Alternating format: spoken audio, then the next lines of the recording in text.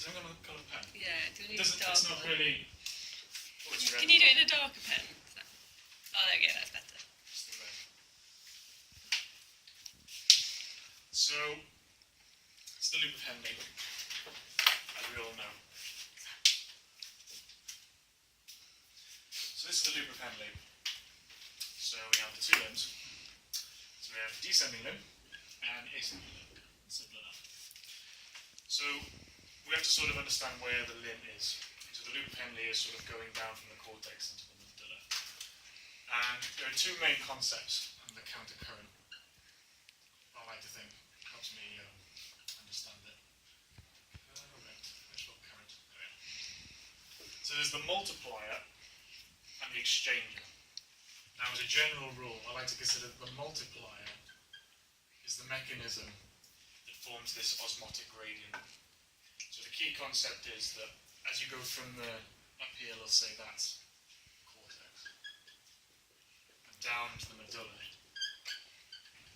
you have a gradient in osmolarity.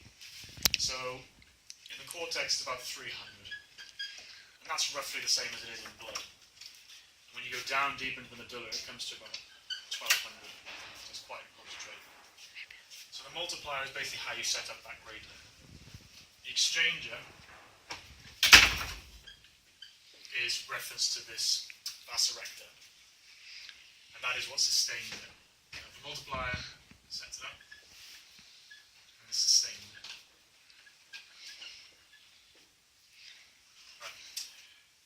So the key concepts here is to draw out the loop and understand that there's varying permeability on different things.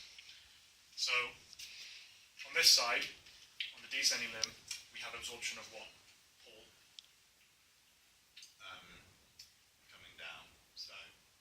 What are these channels letting out? Oh, water.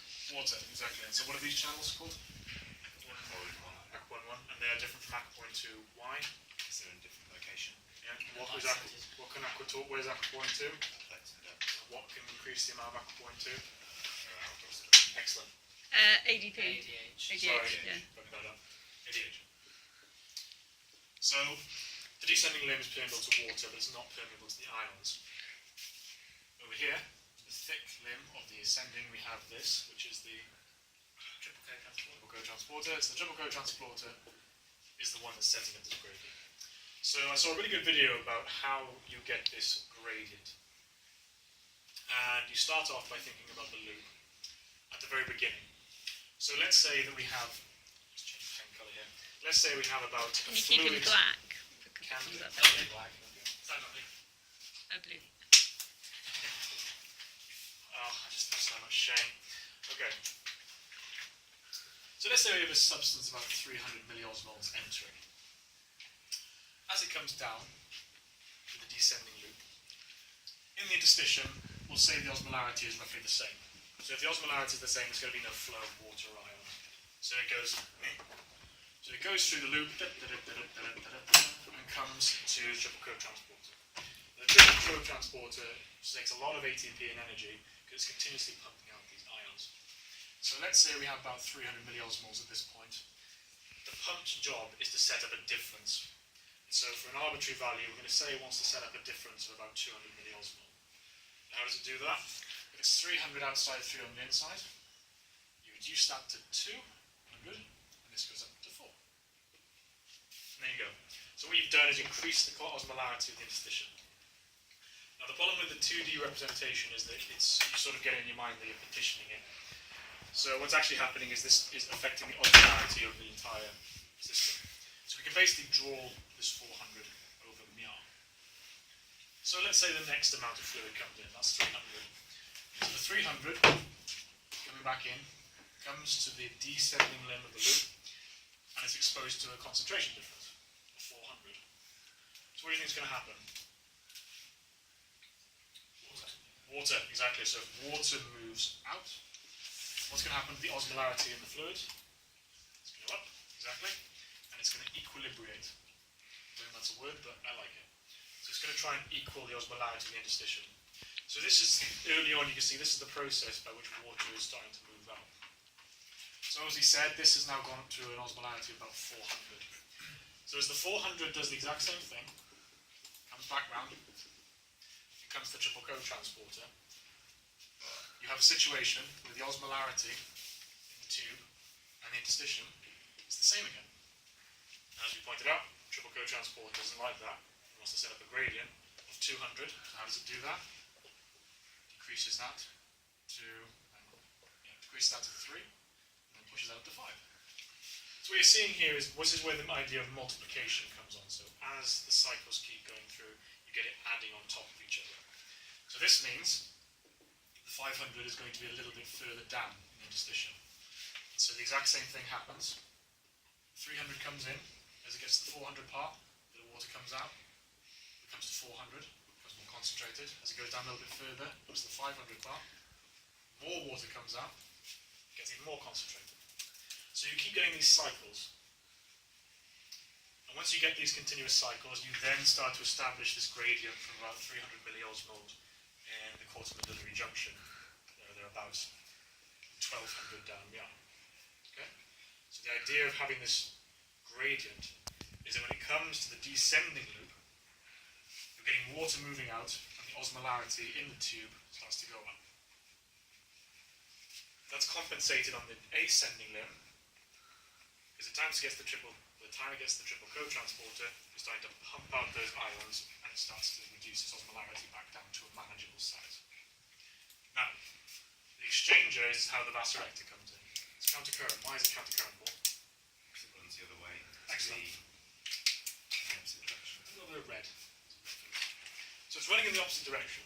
So I never really understood what the point of osmolarity is in terms of what's the vasorector doing and why is it significant that it's going in the opposite direction. So an interesting way of thinking about it is that in a normal situation, you want to supply blood to the different tissues and interstitium of the medulla. Now, if you had a straight artery, what would happen is you'd absorb all the salts and all the water, and it would just wash this all away. It's the idea of washing away this gradient, so everything you've worked towards with the multiplier would be lost. So what you want is a system with the osmolarity of the blood coming in increases to match that at the bottom of the loop, but as it comes back up, the osmolarity goes back to a normal, manageable 300. So as you start, you're matching this gradient as you're going through. Think of it like that. So how it does that is very simple. 300 here. On this side, it's next to the triple co-transporter.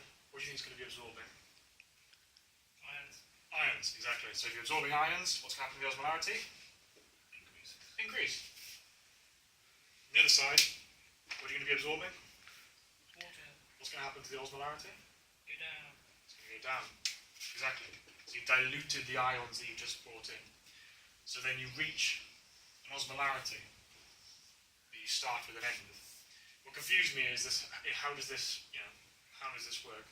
Basically, from this point to that point, the osmolarity is the same, but all the ions and water have increased in here. It's just the proportion hasn't increased. You consider this to be a larger volume. It makes sense because if you're continuously pumping out ions here and continually pumping out waters, this gradient's going to be lost. It's all going to mix together and dilute. So you're taking away the ions from this side, you're taking away the water from that side. It's not affecting the osmolarity, and you're just continuing this gradient. Does that make sense? Mm-hmm. Oh God. In Gwen's lecture, she has the vasorector going in the other direction. I have no idea. I literally have no But idea. everything online and on the internet goes in that direction. I wouldn't be able to comment. I had the same thing. I was confused about it. I've learned it from this, because it makes sense in this way. It wouldn't be countercurrent if it went the same way. Yeah, it's sort of It'd be concurrent. Yeah. concurrent. Yeah. I concur. Right. Cool. Cut that. So there's one other thing that helps maintain that osmolarity in the blood, which is